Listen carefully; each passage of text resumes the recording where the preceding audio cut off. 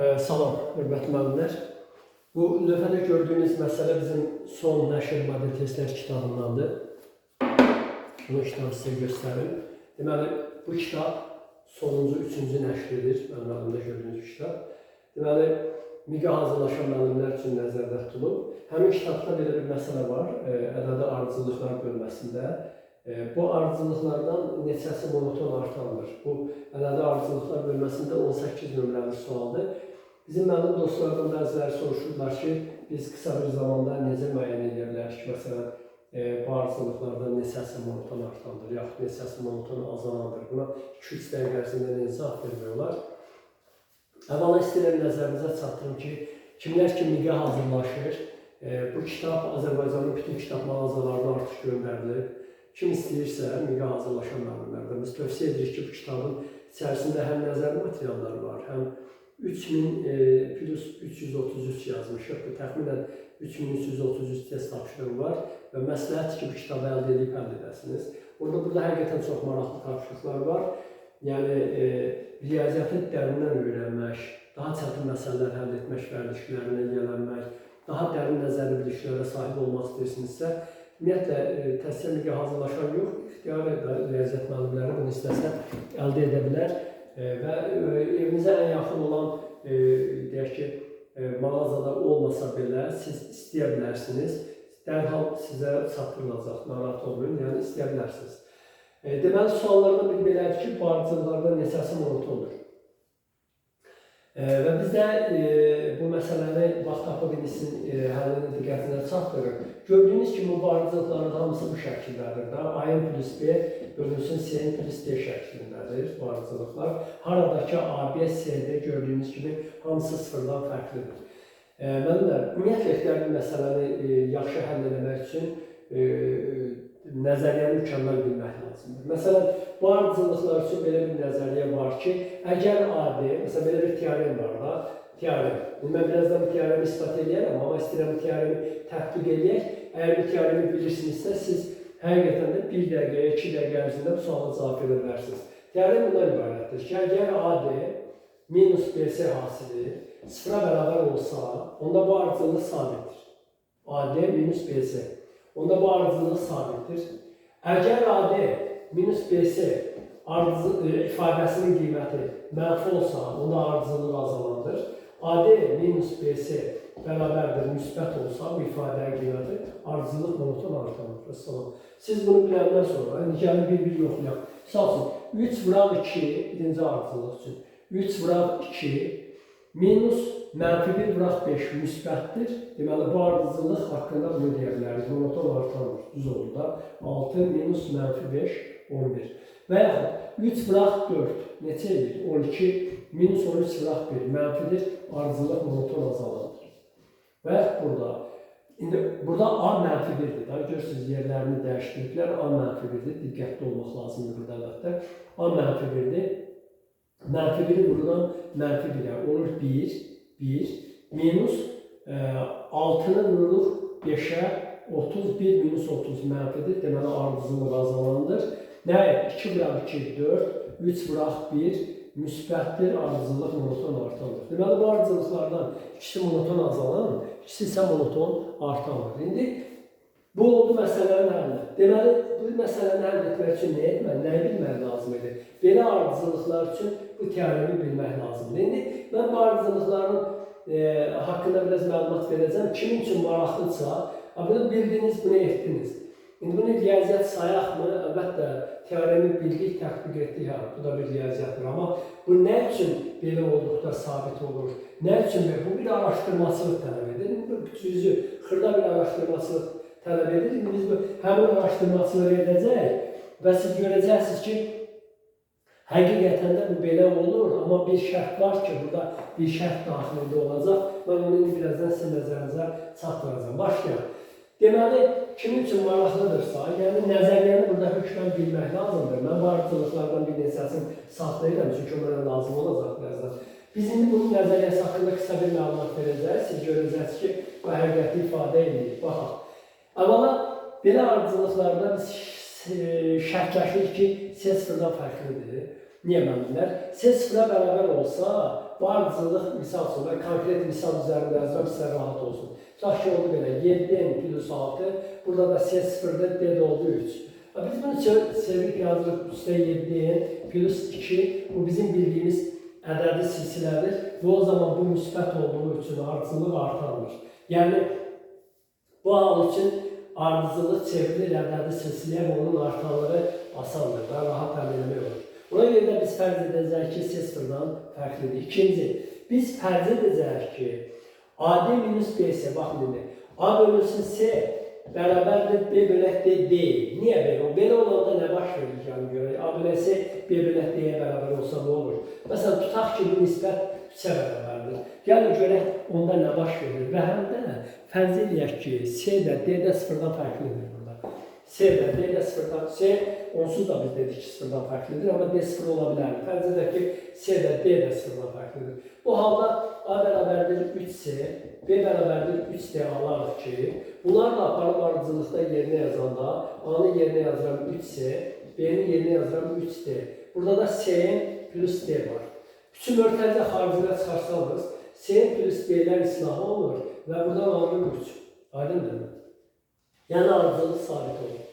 Demək istədiyim odur ki, A bölək C bərabərdir B bölək D, bu nisbətlər bir-birinə bərabər olanda ardıcılığın sabit olmağını biz gördük. Amma indi burada bir məsələ var ki, bunu belə də yazmaq olar da, A vurulsun D, minus B vurulsun C bərabərdir, 0 şəklinə də çevirmək olar bunu. Bu daha yaxşı yazılmışdır, bundan alırsa. Niyə?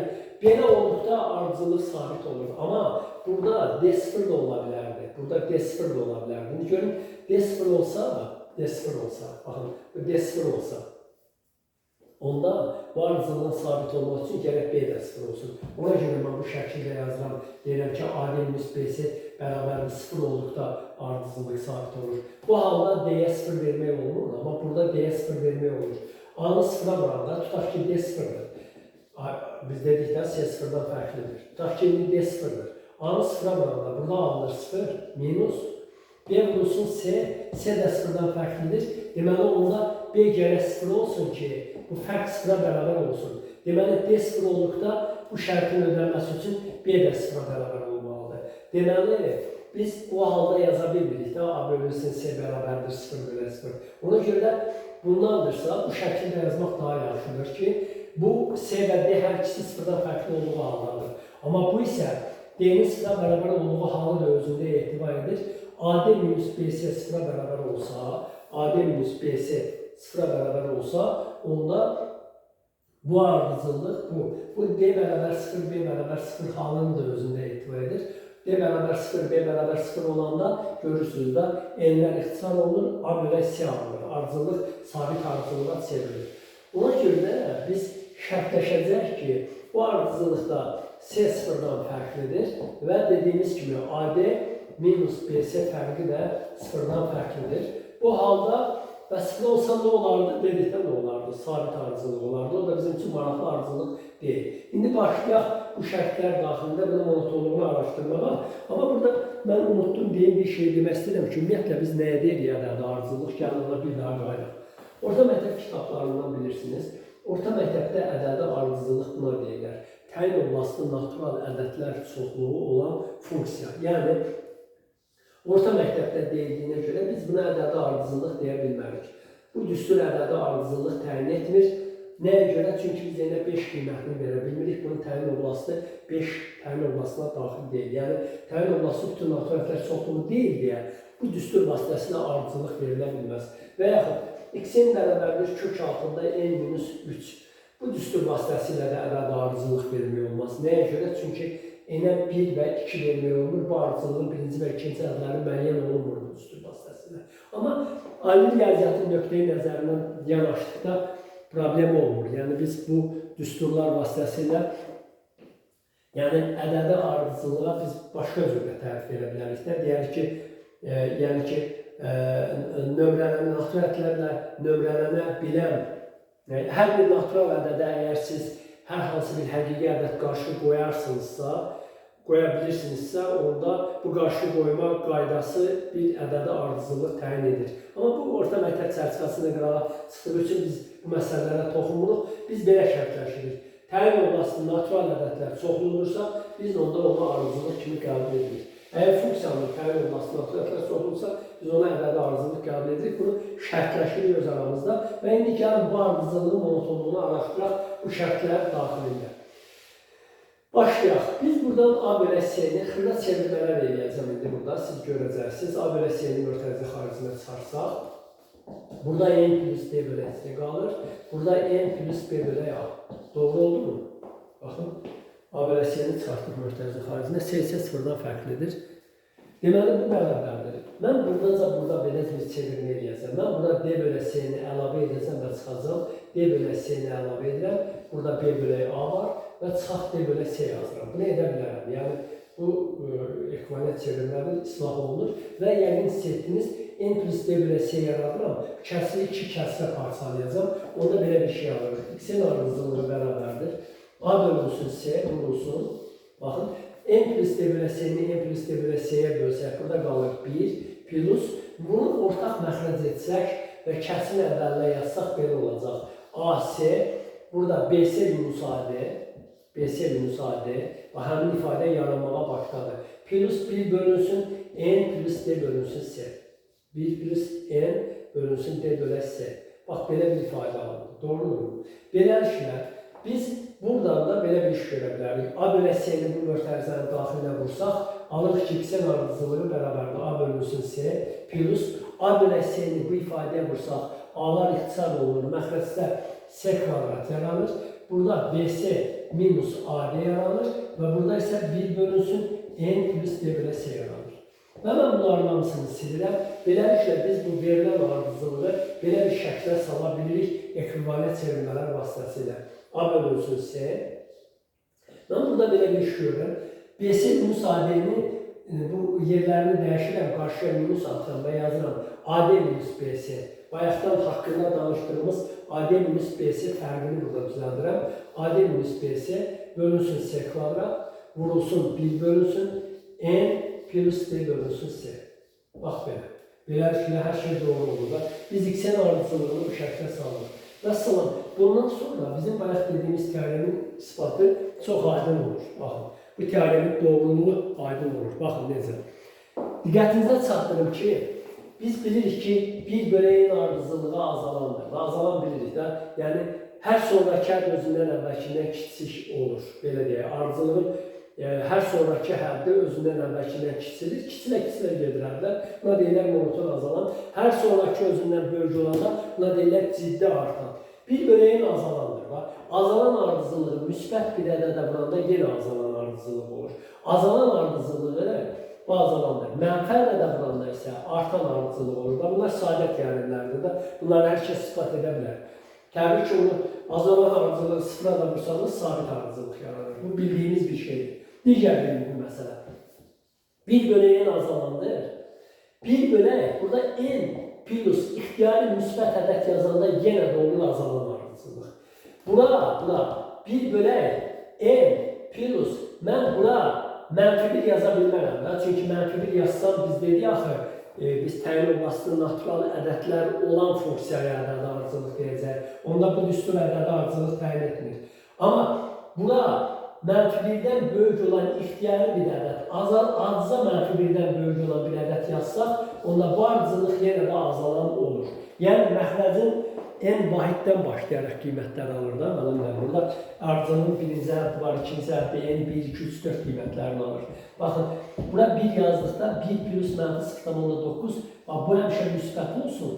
Onun üçün müsbət olması üçün isə, məsələn, mən buna mənfi 1-dən böyük ixtiyari ədəd yazdıqda n-in yerlərində hansı natural ədəd yazırsa yazaq bu müsbət olur və nəticədə bu ardıcılığın azalanlığı təmin olunur. Daha özünüz araşdıra bilərsiniz də, yer siz ora mənfi 1-dən kiçik yazanda nə olur? Məsələn, n plus mənfi 1,5 yazsaq nə olur? Onda bu ardıcılıq haqqında azalandır demək olmur. Bunu özünüz araşdırarsınız. Yaxud bura mənfi 2,5 yazsaq artıq bu azalan ardıcılıq deyil. Yaxud bura mənfi 3,5 yazsaq, mənfi 3,8 yazsaq bu azalan ardıcılıq deyil. Bura mənfi 1 yazsaq bizim tərifimizə görə bu ümumiyyətlə ardıcılıq deyil. Buna görə bilməyimiz lazımdır ki, 1 bölü n azalandır. N-in üzərinə hər hansı bir müsbət ədəd gəldikdə də azalan ardıcılıq yaranır. yaranır. N'in üzərinə mənfi birdən böyük hər hansı bir ədəd gəldikdə də bu ardıcıllıq azalan olur. Deməli, indi ki, qaynaq bizim misala. Bizdə 1 bölünsün N plus D bölək C var. D bölək C, bizdə bax, D bölünsün C. Burada D'ni C'yə bölsəniz, 4'ü 1'ə bölsəniz, 4 alınır.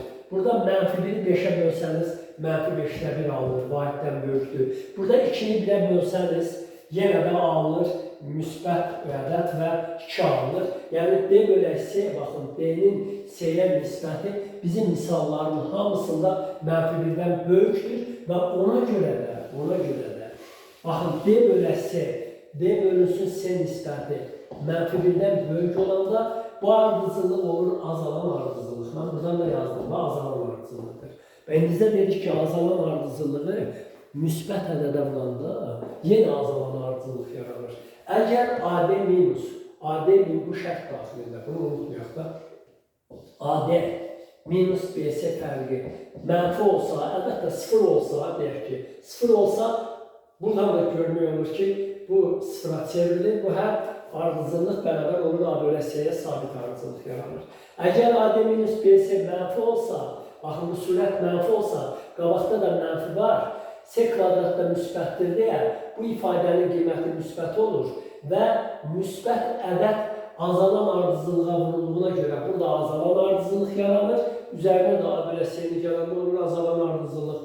Əgər AD minus BC müsbət qiymət alsa, kəsin sürəti müsbət olsa, məxrəc də müsbətdir, kəsin qiyməti müsbətdir, qarşıda mənfi işarəsi var. Ona görə bu gördüyünüz, baxın, mənfi aydın oldu da, AD minus BC müsbət olsa, burada bir mənfi vuruq var, onda olur mənfi.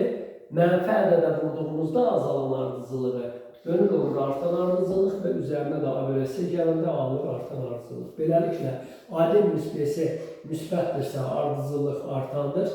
AD minus BC fərqi mənfidirsə ardıcıllıq azalandır. Və nəhayət AD minus BC fərqi 0'a bərabərdirsə, onda ardıcıllıq sabit ardıcıllıqdır. İşarəcə bax, belə. Beləliklə, amma D bölək C-nin mənfi 1'dən böyük olması əhəmiyyətli bir amildir. Çünki bir daha təkrar edirəm ki, D bölək C-nin yerinə misal üçün mənfi 2, mənfi 3, mənfi 1'dən kiçik hər hansı bir ədəd və ya mənfi 1'in özü olsa biz onu ardıcıllıq adlandırmırıq, amma mənfi 1'dən kiçik hər hansı bir ədəd olsa, onda bu ardıcıllığın monotonluğunu demək olmaz və ona görə də vəziyyət tamamilə dəyişir. Baxın belə, bununla mən demək istəyirəm ki, hörmətli müəllimlər, bizim bu model testlər kitabında həm nəzəri materiallar var, həm də bununla istəyirəm onu ifadə edəm ki, müəllimlər bizə sual verir ki, 4 ardıcıllıq yazmışsınız və deyirsiniz ki, bunu unuttum da nədir burada. 4 ardıcıllıq yazmışsınız bir misalın içərisində və deyirsiniz ki, bir tapşırığın içərisində də bu ardıcıllıqlardan neçəsi monotondur, monoton artandır və necə müəyyən edək. Yəni, nəzəriyyəni mükəmməl biləndən sonra bu cür testləri daha tez həll etmək olur. Əlbəttə, indi bəzən biz nəzəriyyəni azdan çoxdan yaxşı bilirik də yenə görürsünüz ki, alınmır, bir riyaziyyatda belə şeylər olur. Ona görə də mən tövsiyə edirəm ki, kim liqa hazırlaşırsa xüsusilə onlar, amma ümumiyyətlə bütün riyaziyyat müəllimləri bu kitabı əldə edib, həll edəsələr, bütün kitab mağazalarına var. Özünü təkmilləşdirmək istəyən, biliyini dərinləşdirmək istəyən, daha yaxşı şeyləri bilmək istəyən və s. belə müəllimlər bu kitabı Azərbaycanın istənilən evinizə yaxın kitab mağazalarından əldə edə bilərsiniz. Fürsətdən istifadə edib onu deyir ki, bizim ilk dərslərimiz davam edir. Əgər kiminsə ehtiyacı olarsa, yəni müəllimlərin işə qəbul müsabiqəsinə hazırlaşırsa, mən onunla demək istəyirəm, bəzən müəllimlər noyabr, dekabr, yanvar aylarından hazırlaşmağa üstünlük verirlər. Amma riyaziyyatın proqramı, xüsusilə də liqin proqramı çox zəngindir. Ona görə də arzu edənlər bizim WhatsApp nömrəmizlə əlaqə saxlayıb dərslərimizə qoşula bilərlər. Sağ olun, diqqətinizə görə təşəkkür edirəm. Mən fürsət düşdüksə, vaxtımız olursa, bizim bu model testlər kitabından belə maraqlı məsələlərin həllini sizə təqdim edəcəm. Sağ olun, diqqətinizə görə minnətdarım.